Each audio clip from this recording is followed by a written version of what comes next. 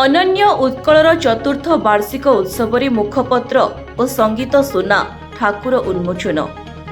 ଅନନ୍ୟ ଉତ୍କଳ ବହୁମୁଖୀ ସମାଜ ସଂସ୍କୃତି ପରିଷଦର ଚତୁର୍ଥ ବାର୍ଷିକ ଉତ୍ସବ ଆଜି ସ୍ଥାନୀୟ ସରସ୍ୱତୀ ଶିଶୁ ବିଦ୍ୟାମନ୍ଦିରଠାରେ ଅନୁଷ୍ଠିତ ହୋଇଯାଇଛି। ଅନନ୍ୟ ଉତ୍କଳର ଅଧ୍ୟକ୍ଷ ପ୍ରଭାତ କୁମାର ମିଶ୍ରଙ୍କ ସଭାପତିତ୍ୱରେ ଅନୁଷ୍ଠିତ ଏହି ଉତ୍ସବରେ ବ୍ରହ୍ମପୁର ଏମ୍କେସିଜିର ଜନପ୍ରିୟ ଚିକିତ୍ସକ ତଥା ବିଶିଷ୍ଟ କଣ୍ଠଶିଳ୍ପୀ ଡକ୍ଟର ଚନ୍ଦନ ଗନ୍ତାୟତ ସମ୍ମାନୀୟ ଅତିଥି ରୂପେ ଯୋଗଦେଇ ନିଜେ ଗାଇଥିବା ସଙ୍ଗୀତ ସୁନା ଠାକୁର ଉନ୍ମୋଚନ କରିଥିଲେ। ଓଡ଼ିଆ ଭାଷା ଓ ସଂସ୍କୃତିକୁ ରକ୍ଷା କରିବା ପାଇଁ ଅନନ୍ୟ ଉତ୍କଳ ଭଳି ସଂଗଠନ ଗଢ଼ିଥିବାରୁ ଏହାର ଅଧ୍ୟକ୍ଷ ପ୍ରଭାତ କୁମାର ମିଶ୍ରଙ୍କୁ ଭୂୟସୀ ପ୍ରଶଂସା କରିଥିଲେ ଡକ୍ଟର ଗନ୍ତାୟତ।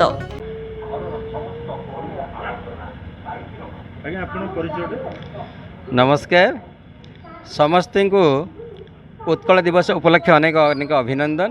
मु हूँ प्रभात कुमार मिश्र, अध्यक्ष अनन्य उत्कल बहुमुखी समाज संस्कृति परिषद खलिकोट।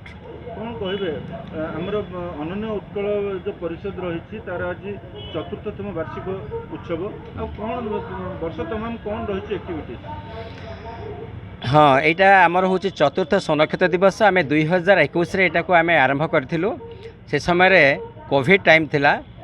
विशेषकर बस्ती रे जो पिला माने स्कूल कॉलेज न जाइकरी मोबाइल रे खेलुथिले, आमे आग अभियान कलु सेमानंकु टिके पाठ्याभिमुखी करिवु।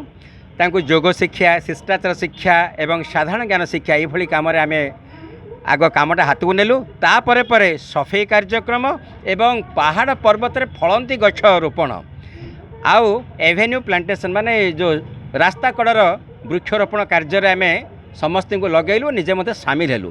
या फल आमर जो परिषदटी गोटे बहुमुखी हबार यथार्थ मान्यता लाभ कला एवं समस्ते विशेषकर आपण मानकर सहयोग यह बहुत सुदूर प्रसार होती निखिल उत्कल स्तर में यह सुनामधन्य हो पारी। आज तार सुनक्षेत्र दिवस एवं सेटा जेहेतु उत्कल दिवस पड़ुअछि तेणुक आम यहाँ को वर्णाढ़ ढंग से आज पालन कलु। कौन रही आज कार्यक्रम कौन रही कौन उन्नोचन?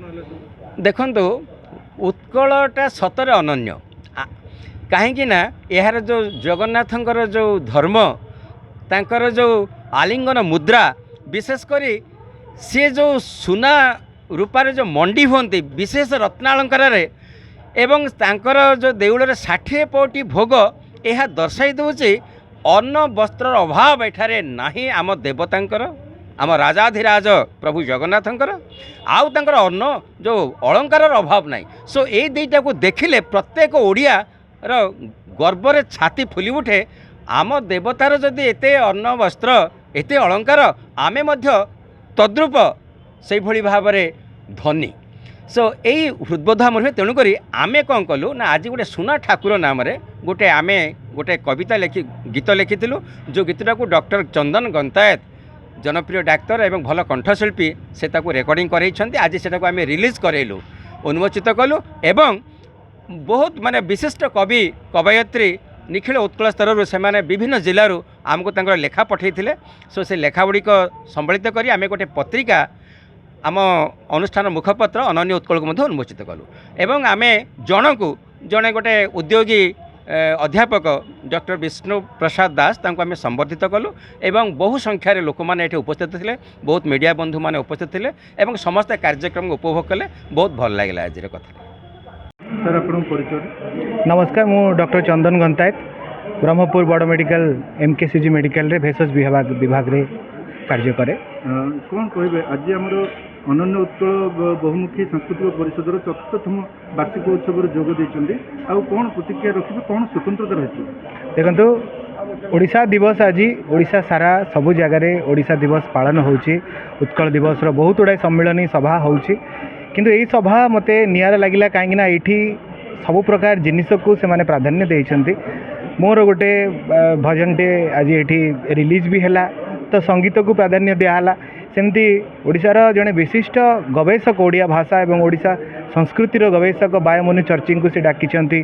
सेइतरे ओडिशा संस्कृति ओडिया भाषार चर्चा भी हैला। सेमिति जड़े शिक्षक को डकाही विभिन्न दिगरु से माने विभिन्न अतिथि को एटी निमंत्रण करछन्ती। आउ विशेषकर स्कूल पिलांक पई कॉलेज पिलांक पई कार्यक्रम उत्सर्गीकृत। आउ ओडिशार समस्त श्रोता मोर यही गीत भी उत्सर्गित है मत आज कार्यक्रम बहुत भल लगिला। संतोष कुमार महापात्र अतिथि परिचय प्रदान करिथिबा बेले देवबाला पट्टनायक स्वागत भाषण देइथिले। खोलिकोट सरस्वती शिशु विद्या मंदिर छात्री सुंदर नृत्य परिवेषण करथिले एवं अनन्या उत्कल बहुमुखी समाज संस्कृति परिषद तरफरु अध्यापक विष्णु प्रसाद दास को सम्मानित करा जायथिला।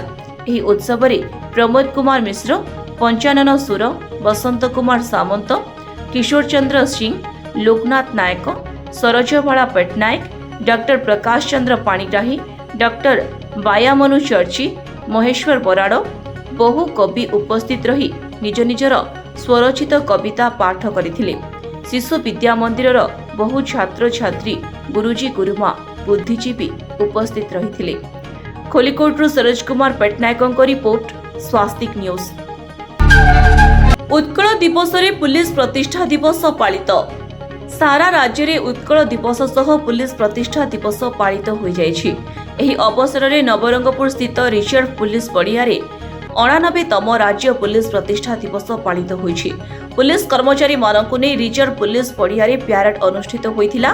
पुलिस प्रतिष्ठा दिवस अवसर रे नवरंगपुर जिला आरक्षी अधीक्षक रोहित वर्मा मुख्य अतिथि भावे जोग देइथिले। आयोजित कार्यक्रम प्यारेड रे अभिवादन ग्रहण करिथिले। एथिसह 4 जण पुलिस कर्मचारी को पुरस्कृत मध्य करा जायथिला। दिवस पालन करा जायछि। कोन कोन कार्यक्रम रहिथिला और जो सम्मानित करा गला किछि व्यक्ति विशेष को कोन कहबे? आज 89तम ओडिशा प्रतिष्ठा दिवस थिला। आज हमरो सेते पई परेड रखा जायतिला और जो हमरो पुलिस कर्मचारी माने भलो काम करूछि पूरा वर्ष रे गत वर्ष रे तो तांको हमें सम्मानित करा जायछि। तांको उत्साह प्रोत्साहन भाई और बाकी हमरो जो जनसाधारण को निष्ठा अछि ये विश्वास अच्छी पुलिस उपरे ताकू जगाइबा पई हमें पूर्ण निष्ठा परिश्रम संग कार्य करूछि।